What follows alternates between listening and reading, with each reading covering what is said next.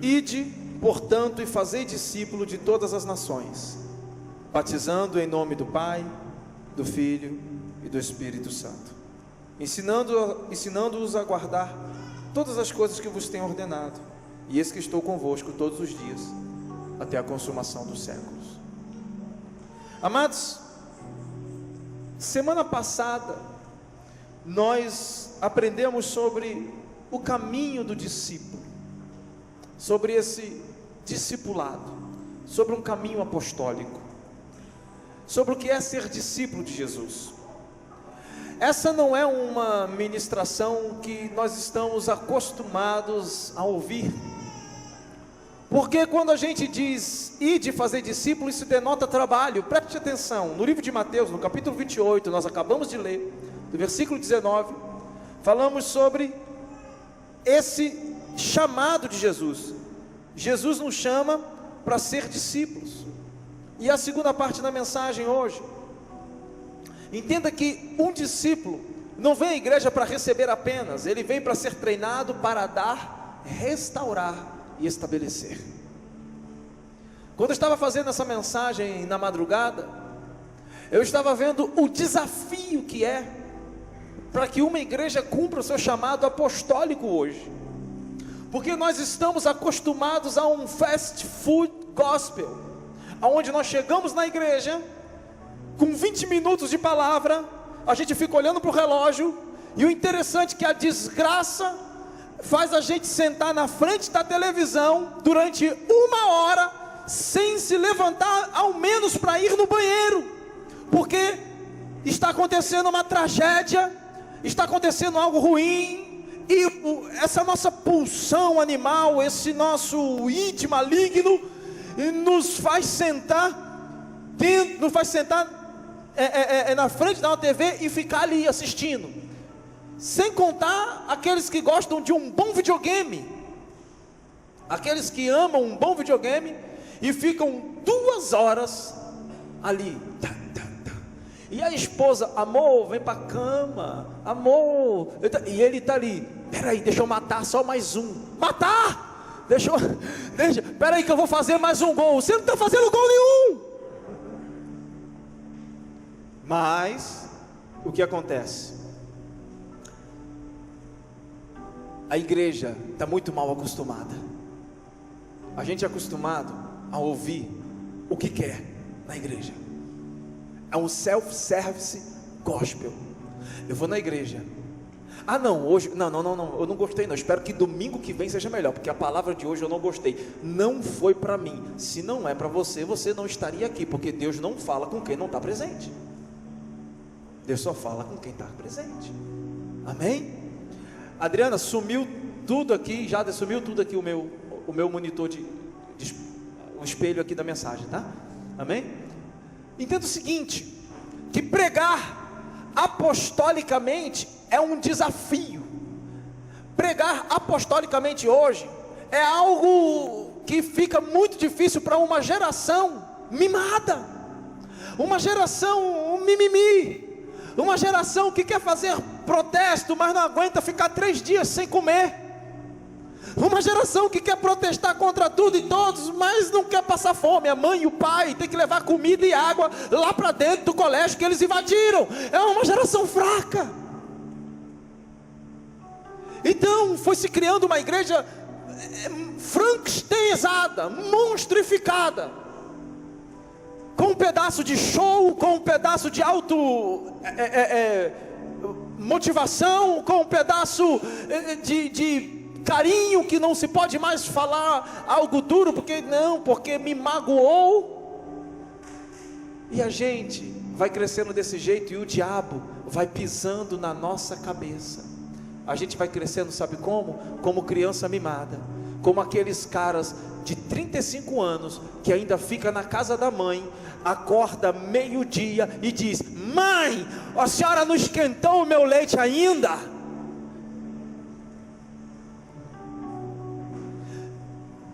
Não entre no meu quarto. 30 anos na cara, zona de perigo. Você é meu filho, aqui não é hotel. A porta do quarto fica aberta. Obrigado. Quando você casar, a esposa é sua. Ah não, você já é casado, já tem filho, amém? Glória a Deus. Entenda, pregar apostolicamente é um desafio. A igreja apostólica estabelece, a igreja apostólica, ela reina, a igreja apostólica acontece, a igreja apostólica sai na frente, a igreja apostólica não segue a tendência, a igreja apostólica dita a tendência. Um crente apostólico cumpre o seu papel, cumpre ali o papel que Deus te deu. Olha, Paulo diz a Timóteo: não despreze o dom que há em ti, que foi lhe dado por imposição de mão através do presbitério. Há um dom sobre a sua vida, há um dom em você, e que você não pode desprezar. Há um propósito a ser cumprido na sua vida, e que você precisa entender, compreender, viver. Na verdade, você não vai viver o propósito, você é o próprio propósito de Deus aqui na terra. Aleluia, você pode aplaudir. Aleluias. Um discípulo, ele não faz parte da multidão. A multidão não tem relacionamento com Jesus. Me mostra na Bíblia Jesus tendo intimidade com a multidão. Jesus nunca teve intimidade com a multidão. Nem pão Jesus deu para a multidão. Quem deu o pão para a multidão foram os apóstolos. Jesus não pegou o pão e disse: toma, multidão. Não, Jesus deu o pão para os filhos, para os apóstolos, para aqueles que andavam com ele. E os apóstolos multiplicaram o pão quando distribuíam. Multidão não tem comunhão com Cristo. Quem tem comunhão com Cristo é discípulo. Quem tem comunhão com Cristo é aquele que ama Cristo, que anda, não é aquele que anda no meio da multidão. O que é que Jesus está fazendo? Eu acho que Jesus está curando lá, aí eu acho aquele lugar melhor, aí eu acho que não sei o que, e eu vou correndo atrás do vento. Não, é multidão, meu irmão. Discípulo está aos pés de Jesus, ouvindo exortação. Discípulo está com os pés de Jesus. Eu não gostei, mas eu não quero sair de perto de ti. Você não vai sair de perto de mim, Pedro, João, Tiago. Não, para quem iremos? Porque se só tu tens a palavra de vida eterna, não podemos sair de perto de ti. Só o Senhor tem a palavra de vida eterna. Nós não queremos, essa nossa cabecinha de alfinete às vezes não entende. Efratá, dilata a mente e deixa Deus transformar. Nós não queremos o evangelho que nos contraria, que contraria a nossa sarx, a nossa carne. Nós queremos fazer os nossos propósitos. Pregar apostolicamente é sair da zona de conforto terreno para ocupar territórios espirituais, estabelecendo um reino de justiça, paz e alegria no Espírito Santo. Você foi chamado para isso, para estabelecer o reino de paz, justiça e alegria no Espírito Santo. Na sua rua, você estabelece o reino de paz, justiça e alegria no Espírito Santo. No seu trabalho, você estabelece o reino de paz, justiça e alegria no Espírito Santo. Você não tem que ser conhecido apenas na sua faculdade como o melhor aluno, mas como o melhor crente. Entenda isso. Aquele que dá exemplo. Amados, ide, dá trabalho. Dá muito mais trabalho do que você levantar e fazer exercício todos os dias. Porque é ir, fazer. Primeiro você tem que ir, e depois você tem que fazer. E não é fazer qualquer coisa, é fazer discípulo. E só discípulo gera discípulo, como nós estudamos semana passada, na primeira parte da mensagem. Só discípulo gera discípulo. Multidão chama curioso, chama um monte de multidão. Eu tenho certeza que Deus nesses dias está levantando homens e mulheres que são discípulos, que seguem Jesus de perto, que independente das circunstâncias, independente daquilo que vê, daquilo que não vê, daquilo que gosta, daquilo que não gosta, das intempéries da vida, dos percalços, vão decidir ficar ao lado de Jesus. Vão dizer: não, eu estou aqui para o que der e vier. Discípulos que honram a Deus, discípulos que honram a sua igreja, discípulos que honram os seus pais, discípulos que honram as autoridades, discípulos que dão exemplo. Entenda isso.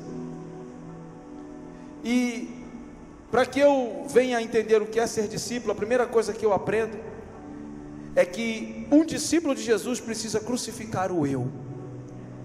Não existe discípulo que não crucifique o eu. Todo discípulo crucifica. Por isso que ele não faz parte da multidão. Certa vez George Whitefield estava ministrando e perguntaram para Whitefield: quantas pessoas aceitaram a Jesus hoje? Quantas pessoas se converteram hoje? Porque na cruzada em que ele estava pregando, veio à frente mais de 2.000 pessoas, mais de 3.000 pessoas vieram à frente, levantaram as suas mãos, se decidiram por Cristo Jesus, e perguntaram: Whitefield, quantas pessoas se converteram hoje na sua cruzada? Sabe o que George Whitefield respondeu? Só vamos saber daqui a 5 anos. Por quê? Porque o caminho do discípulo, ele se mostra com o tempo. Alguns começam. Quantas pessoas começaram junto com você e hoje estão na bagaceira? Faz aí um flashback. Quantas pessoas você conhece que começaram bem, que amavam a Deus, que sabe com tudo, e no meio do caminho não quiseram mais nada, se entregaram às concupiscências, à lascívia e a tudo aquilo que é mundano, e você continua firme? Ele disse: daqui a 5 anos eu vou saber quem perdurou, quem caminhou verdadeiramente com Cristo, e aqueles que no meio do caminho apenas se animaram, se emocionaram, porque sabe, o calor e o furor do momento. Quantos discípulos nós temos aqui essa noite? Quantos discípulos nós temos aqui essa noite? Aleluias! Um discípulo de Jesus precisa crucificar o eu. Tem que crucificar o eu. Entenda isso. Tomar a cruz é deixar de fazer a nossa própria vontade e os desejos egoístas para atender à vontade do Pai. Lucas 9:23 diz: se alguém quer vir após mim, negue-se a si mesmo, tome a sua cruz e me siga. E me siga. A sua cruz não é sua sogra, aquela abençoada. A sua sogra é uma bênção, foi ela que te deu o maior presente, te deu sua esposa, e te deu seu marido, o bonitão aí das tapiocas, foi a sua sogra. A sua sogra não é sua cruz, o seu patrão não é a sua cruz, aquele mala lá do trabalho que enche a sua paciência, não é a sua cruz. A sua cruz é sua carne, que todos os dias quer se negar a fazer a vontade de Deus, quer ouvir o que é ruim, quer fazer fofoca, quer ouvir fofoca, quer julgar, quer amaldiçoar, quer se irritar, quer tudo que não presta. Por isso que o discípulo, o verdadeiro discípulo, é aquele que precisa crucificar o eu, a sua própria vontade, os desejos egoístas, para atender a vontade do Pai. Ei, não é mais tempo de ficar a minha vontade, o meu direito. Você quer direito? Vai para o fórum, vai brigar lá no fórum. Igreja é lugar de morte, igreja é lugar de você morrer. Sabe qual é a diferença? A gente canta que ele cresça e eu diminua. História para boi dormir, irmão. Que ele cresça e eu diminua, que morra eu e Cristo vive em mim. Quem falou que ele cresça e eu diminua foi João, que duvidou quando estava perto de morrer. Ei, vai lá e vê se ele é o Messias, se esperamos ele mesmo, se é ele, ou temos que esperar outro. João Batista. E a Bíblia diz que o menor no céu será maior do que ele. Duvidou antes de morrer. Paulo, antes de morrer, olha a posição. Eu estou certo que em minha cabeça eu estou sendo posto por libação, mas não tem problema. Eu corri a carreira, combati o bom combate, guardei a fé. Eu sei que a coroa que me reserva, que está proposta para mim, é incorruptível. Paulo diz que morra eu e Cristo viva em mim. A diferença de quem está morto é porque já está morto, não se pode matar quem está morto. Paulo, ninguém matou a Paulo, Paulo já estava morto em vida. Ninguém matou a Paulo. Paulo não duvidou. Eu vou para César, se eu tiver que perder a cabeça, que eu perca. Eu já não vivo mais, Cristo vive em mim. Olha o que ele diz: se viver Cristo, ele falou, morrer é lucro. Uma igreja mimada não aguenta uma perseguição, não aguenta um tranco. Um crente mimado não aguenta um tranco. Eu me aguei, eu não gostei, eu não sei o que. Irmão, para, está na hora de crescer. Dê um sorriso para o seu irmão e diz assim: está ficando esquisito o negócio.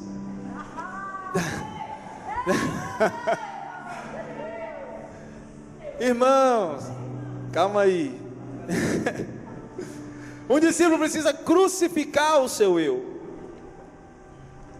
A segunda coisa que um discípulo precisa, está tudo saindo aqui, mas não tem problema, deixa quieto que eu uso. A segunda coisa é que um discípulo precisa ser um eterno aprendiz.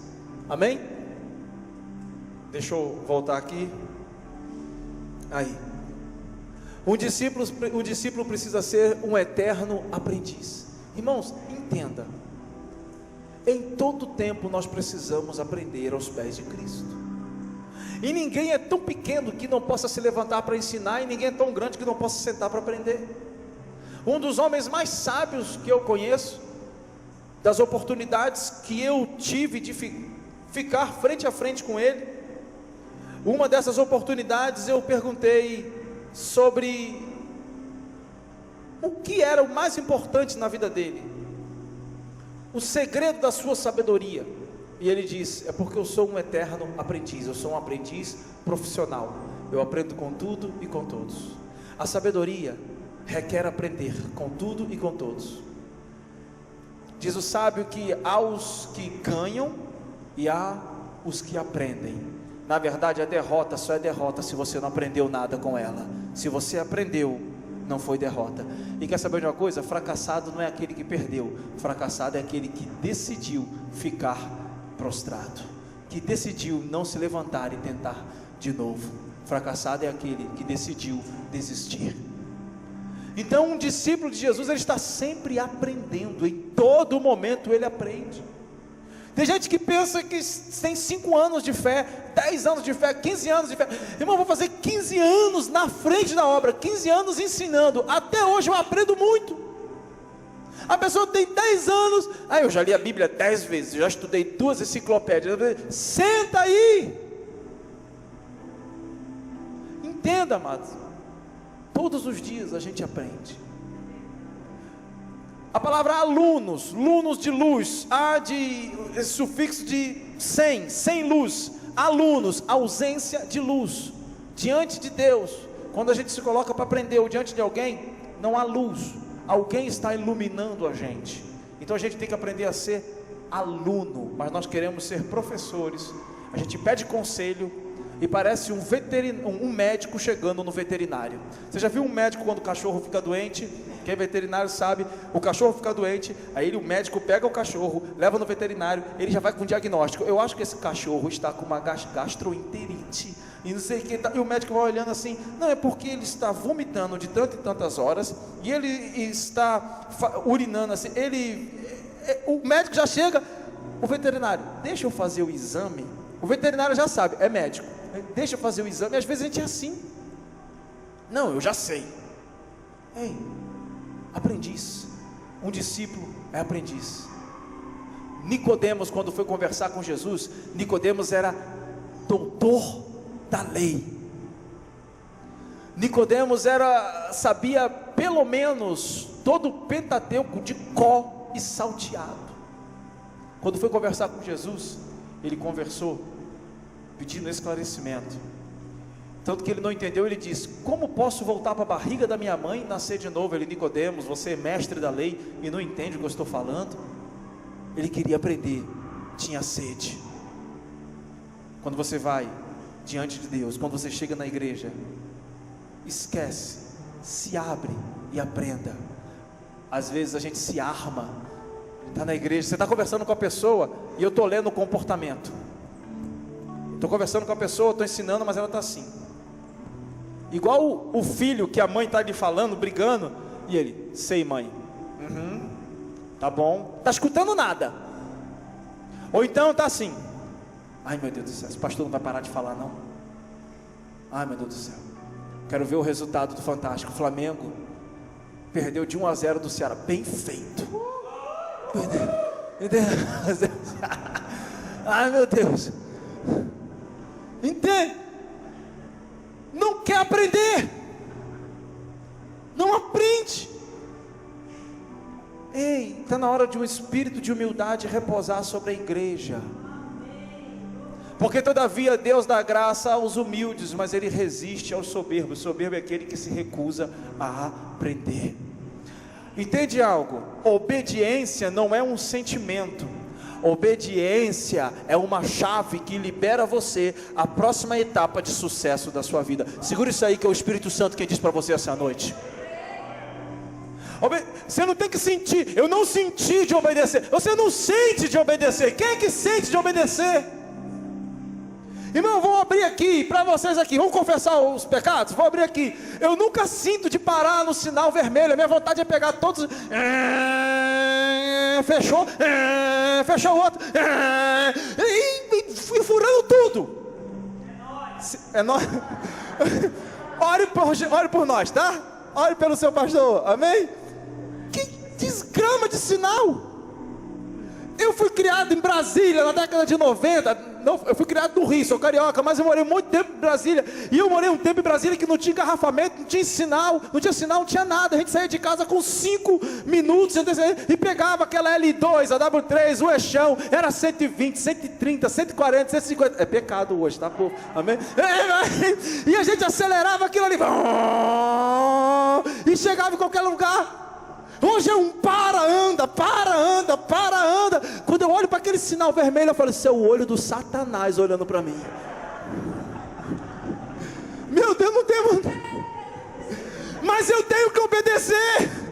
Se eu não obedecer, quando eu entrar no computador, vou fazer o licenciamento, avançou o sinal vermelho, R$100 e tantos, avançou de novo. Ninguém aguenta esse negócio. Então ninguém sente de obedecer, mas tem que obedecer. A obediência é um processo que libera você para a próxima etapa de bênção na sua vida. Entenda isso. Um discípulo precisa ser um eterno aprendiz. Eu vou correr, senão não dá tempo, e eu creio que não dará. Amém? Senão vai ficar muito tarde. Muda para mim, Jader. Travou, por favor. Aleluias. Por definição, um discípulo é um estudante. Amém? É um pupilo. Ele não é um admirador do seu mestre, e sim um seguidor. Um discípulo de Jesus deve se esforçar para aprender e aplicar os princípios do reino de Deus. Em Filipenses 2:5 diz o seguinte, em Filipenses 2:5 diz: seja a atitude de vocês a mesma em Cristo Jesus, ou seja, fomos chamados para agir como Ele, ter o mesmo pensar dele, desejar o mesmo destino eterno. Jesus Cristo diz: eu não vim fazer a minha vontade, mas eu vim fazer a vontade daquele que me enviou. Terceira coisa que um discípulo precisa ser: um discípulo de Jesus precisa colocar Deus acima de tudo. Agora pesou, porque a gente coloca um monte de coisa acima de Deus, inconscientemente às vezes, mas coloca. Se alguém vem a mim, ama o seu pai, a sua mãe, sua mulher, seus filhos, suas irmãs, seus irmãos e irmãs, até a sua própria vida mais do que a mim, não pode ser meu discípulo. A tônica aqui não é o ódio. Jamais Jesus estaria mandando você odiar a sua família. A tônica não é o ódio. A tônica é que o seu amor por Deus tem que ser tamanho, tão grande, tão sublime, tão maravilhoso, que o seu amor pelos outros possa parecer uma coisa ínfima, efêmera, passageira, dissipável, acima da sua própria vida. Muhammad é um discípulo, um pregador que mora, eu não sei se no Afeganistão ou no Iraque, mas um dia ele não estava em casa, descobriram que ele era um infiltrado, invadiram a sua casa, estupraram a sua esposa, surraram os seus filhos e não mataram Muhammad porque ele não estava lá. Muhammad mandou a família para o Brasil, que está em Vitória do Espírito Santo, e continua lá, fazendo a obra. E ele diz: eu não vou voltar, a minha vida foi dada a ele. Deus quer que eu fique aqui, eu me entreguei a Ele, a minha vida já não é mais minha. Se um dia eu não encontrar a minha esposa e os meus filhos aqui, cuidem dela, porque eu sei que nos encontraremos nos tabernáculos eternos. Aí a gente pensa que é perseguido aqui, porque Juazeiro é uma cidade muito tradicional, e a gente fica ainda assim: a minha avó é católica, espírita ou apostólica, eu não sei o que, a minha mãe, ela não pode saber que eu vou me batizar, ela não pode saber que eu estou indo na igreja evangélica, eu não estou falando para você desafiar a sua família, para você entrar com ódio na sua casa e dizer: agora eu estou indo na igreja, eu quero ver você me proibir. Não, não é isso não, porque é o amor que constrange, não é o ódio, é o amor. O que eu estou falando é que você tem que declarar esse amor em Cristo Jesus, independente do que aquilo que família, mãe, esposa, avó vai falar, porque é um relacionamento com você e Deus, e o verdadeiro: mas eu tenho medo do que eles possam. Então você não ama, porque o verdadeiro amor lança fora todo medo. Se eles sentirem o amor de Cristo em você, e por amor você fala, por amor você diz, e por amor você não omite, você diz: vocês precisam experimentar esse amor que eu estou experimentando também. Irmão, se não virem por raiva, por amor, vão vir por curiosidade, mas vai vir, vão conhecer a Jesus. Agora, se você é uma lâmpada posta embaixo da cama, ninguém vai enxergar a sua luz, porque a lâmpada foi feita para colocar em cima da cômoda e iluminar todo o quarto. Como você vai ser um discípulo apagado? Não tem como. Amar a Deus acima de tudo. Entenda isso. O verdadeiro discípulo de Cristo Jesus, 3.1, amém? Todo verdadeiro discípulo de Cristo Jesus, discípulo de Cristo, sempre deve esperar inimizades com algumas pessoas ao redor. Jesus não escondeu isso. Entenda que quando ele diz que se o mundo vos odeia, não tem problema, o mundo odiou a mim primeiro. Entenda que quando você não professava Jesus como o único Senhor Salvador da sua vida, você tinha os melhores amigos nas melhores mesas de bar para pagar as melhores cervejas, as maiores rodadas. Mas parece que tudo vai indo embora quando você decide ser um discípulo. Parece que as pessoas começam a dizer assim: agora está dando dinheiro para o pastor, agora está dando dinheiro para a igreja. Mas quando você gastava 200, 300 reais por final de semana, comprando bebida, cachaça, se drogando, muito mais do que isso, não falavam nada. Você era o gente fina, a pessoa da melhor qualidade. Nossa, não fala mal dele não, porque eu entro na frente. Mas aí você começa a trilhar o caminho do discípulo, aí começa a inimizade. Só quer ser besta agora, só quer ser crente certinho. Poxa, como é que é o crente que não é certinho? Mas não desliza, você tem problema, é lógico que desliza. Eu estou falando, não vive em deslize, há uma diferença. Há uma diferença. Não, agora ele só quer ser, só fala em Deus, só fala em Jesus. Meu irmão, preste atenção.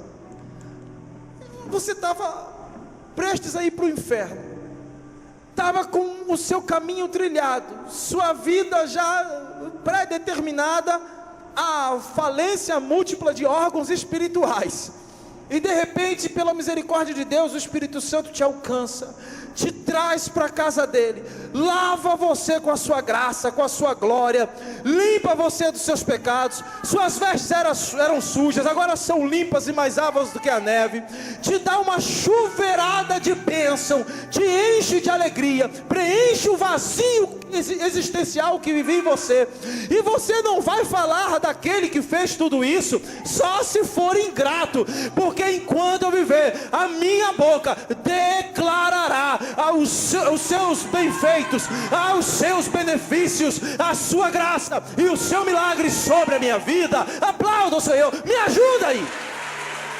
Aleluias, aleluias. Então você vai ter inimizade. Ai de vós quando todos disserem bem de ti. Ai de vós, você não vai ter unanimidade não. Esquece, então não fica triste. Pastor, estão falando mal de mim. Prazer, seja bem-vindo à escola de profetas. Pastor, é porque tem uma calúnia, fulano não gostou, ele interpretou mal o que eu disse. Foi com Jesus também fizeram isso. Se fizeram com ele, que é o dono da casa, não vai fazer com você, que é o mordomo. É desse jeito, irmão. Entenda isso. Entenda isso. O discípulo de Jesus precisa amar a Deus acima dos bens materiais. Amar a Deus acima dos bens materiais. Preste atenção. Depois que Jesus ensinou sobre as verdadeiras riquezas, ele disse: ninguém pode servir a dois senhores, pois odiará a um e amará o outro, e se dedicará a um e desprezará o outro. Vocês não podem servir a Deus e ao dinheiro. Eu nunca vi um generoso passar necessidade, assim como eu nunca vi um avarento prosperar. Porque o generoso não ama o dinheiro. O generoso sabe que ele faz o dinheiro não toma conta dele. O generoso não é escravo do dinheiro. A Bíblia diz que a alma generosa prosperará. Dar e vos será dado, mas aquele que é avarento perderá até aquilo que nem tem. Um dia desses morreu uma pessoa aqui em Juazeiro, ali no centro, uma daquelas ruas que faz esquina com a rua São Paulo. O rapaz, um senhor, e esse senhor deixou uma fortuna que ninguém sabia que tinha. Família, você olhava para ele, chinelo de dedo, bermuda rasgada, blusa suja. A família não tinha conforto. Como eu falei semana passada, seu nonô. A pessoa entrega a própria vida, a pessoa se mata, mas é incapaz de desfrutar o fruto do seu esforço, porque tem medo de perder. A pessoa é tão miserável que a única coisa que tem é dinheiro. Um discípulo, ele não coloca o seu amor do dinheiro, as riquezas e bens materiais acima de Deus. Sabe quantas vezes Jesus falou sobre posses, sobre finanças, sobre dinheiro na Bíblia? 2.500 vezes. Se juntar salvação e graça, não chega a 450. Se juntar os dois, mas sobre dinheiro, posses, ele falou 2.500 vezes. Sabe por quê? Porque é o que rouba o nosso coração. Ele não bateria tanto se isso não influenciasse a nossa vida. É a única coisa que Deus chama na Bíblia de Deus, é o dinheiro. Você não vê em toda a Bíblia ele chamando outra coisa de Deus. Ele diz: não pode servir a dois senhores. Senhor é só eu. Ele diz: não sirva a mim, a mamon e o dinheiro. Ele não está falando que você não pode gozar de uma boa casa, de um carro maravilhoso, de uma chácara, de lancha, de o que você quiser, de moto, sei lá, o seu sonho. O que ele está falando é que o seu coração não pode estar nessas coisas, porque Mateus 6 diz que aonde estiver o vosso coração, lá estará o vosso tesouro. O seu coração tem que estar em Deus. Se o seu coração estiver em Deus, tudo que você tem não te rouba, tudo que você tem é nada, porque Deus vai ser tudo na sua vida.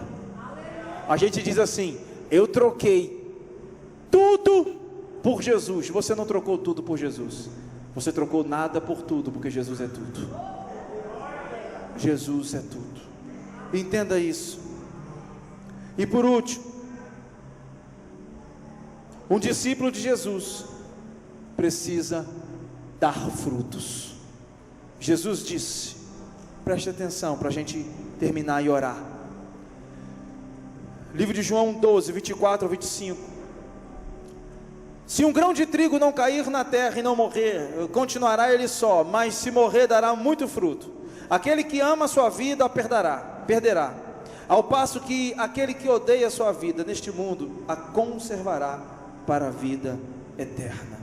Preste atenção, meus amados.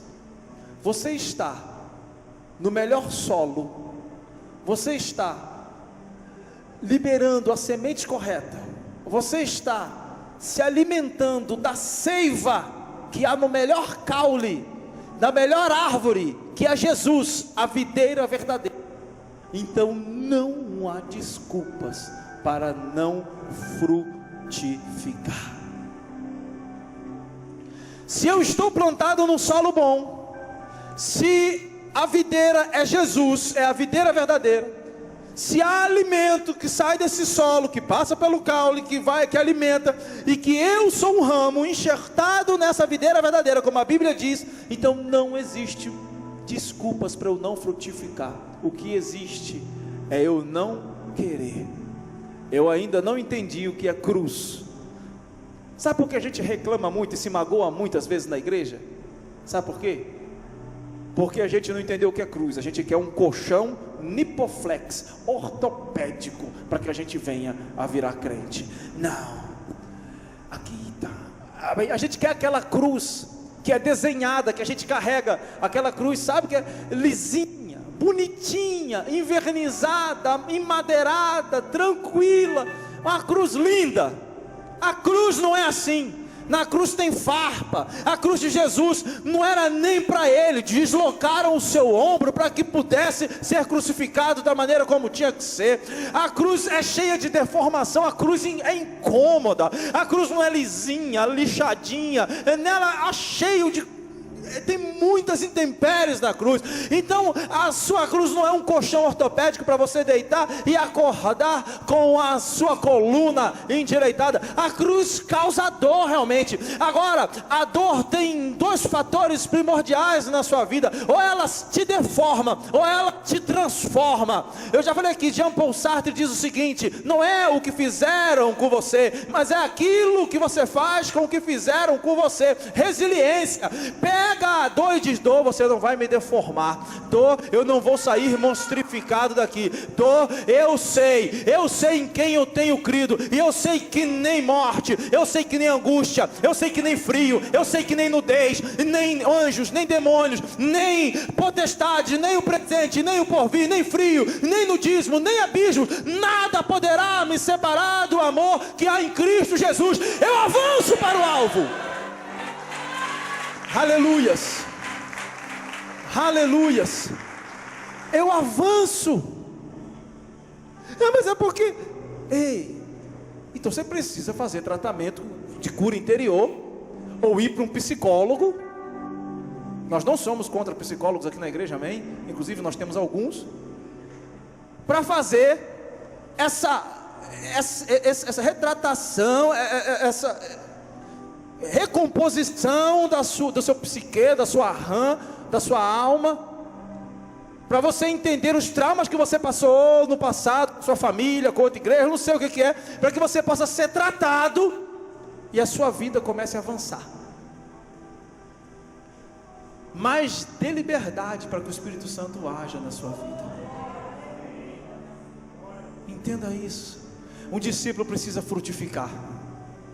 Um discípulo dá frutos. Um discípulo ganha vidas para Jesus. Um discípulo, ele não cessa de dizer: Jesus te ama. Um discípulo, ele frutifica. Uma das palavras para unção que ungia os sacerdotes, o último óleo que era composto da unção, era o azeite de oliva, que no hebraico vem da raiz da palavra sêmen, de sêmen humano mesmo, de frutificação, de não conter nele esterilidade, porque aonde há Deus, há vida. Deus é gerador de vida, e se Deus está em você, Ele vai gerar vida em você. Eram 5 componentes para fazer o óleo que descia sobre a cabeça do sacerdote, e a palavra do Senhor diz que você foi constituído rei e sacerdote, servindo a Deus como sacerdote, servindo aos homens como rei. Deus te constituiu por cabeça, Ele te fez gerador de vidas. Abra sua boca e comece a ganhar vidas. Comece a falar de Jesus. Você vai ser achincalhado, você vai ser apontado. E vão apontar. E que eu conheço aquela lá também vai na igreja que você vai. Aquilo ali não presta. Não interessa. O mundo vos odeia. Continua falando. Fale.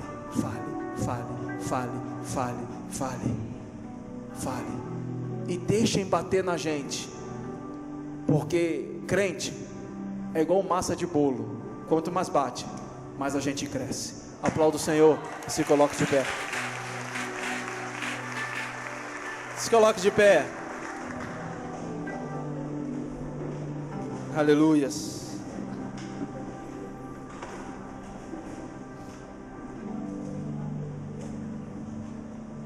Antes de orarmos, eu gostaria aqui na frente que todos os voluntários da igreja viessem aqui à frente, rapidamente. Todos os voluntários que trabalham em alguma área, menos os das crianças que estão lá em cima, e se virem as crianças, vêm todos. Todos que trabalham em alguma área da igreja aqui, é voluntário, é professor, é do propósito de missão, propósito de... Rapidinho, rápido. Pode acender só uma luz aqui na frente, isso, pode deixar assim, amém? Todos os voluntários, chame a pastora Denise também, por favor. Amém, olha quantos voluntários nós temos. É rápido, todos os voluntários, correndo. Pode correr. É que ele sabe que eu não gosto que corra, né? Aí vem andando.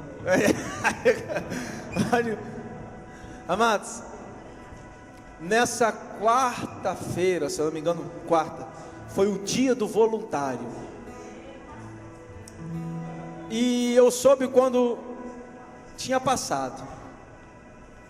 E de hoje em diante a gente vai fazer um compromisso com os voluntários. Sempre no dia do voluntário está fazendo algo especial para todos os voluntários da igreja. Um jantar.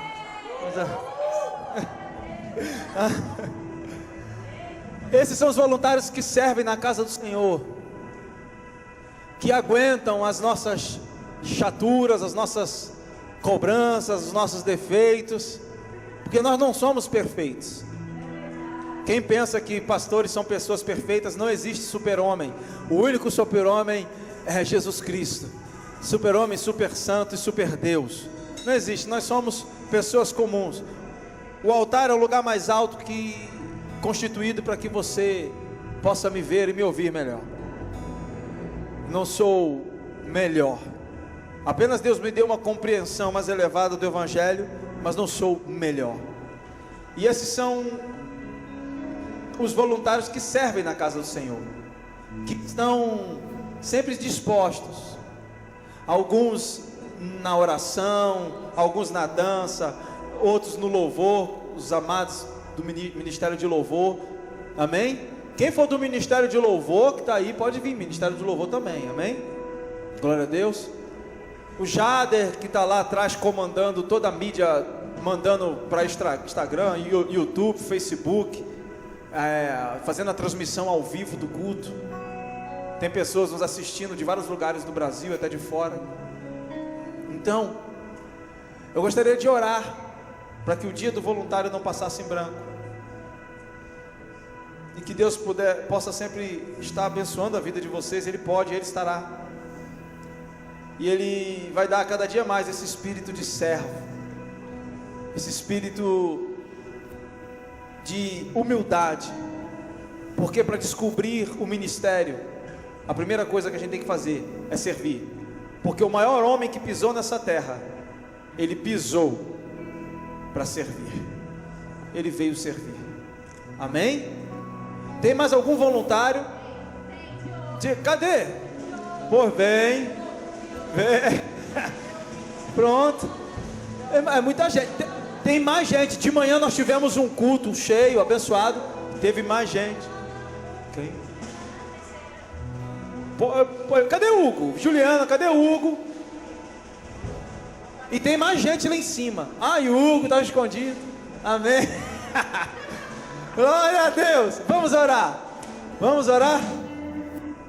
Levante as suas mãos, vamos abençoar os voluntários. Senhor Deus, Pai amado, Deus de poder e glória, Deus de graça e louvor, abençoe a vida de cada um, ó Pai.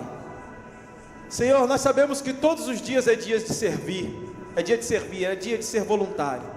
mas estabeleceram um dia como memorial. E nós estamos aqui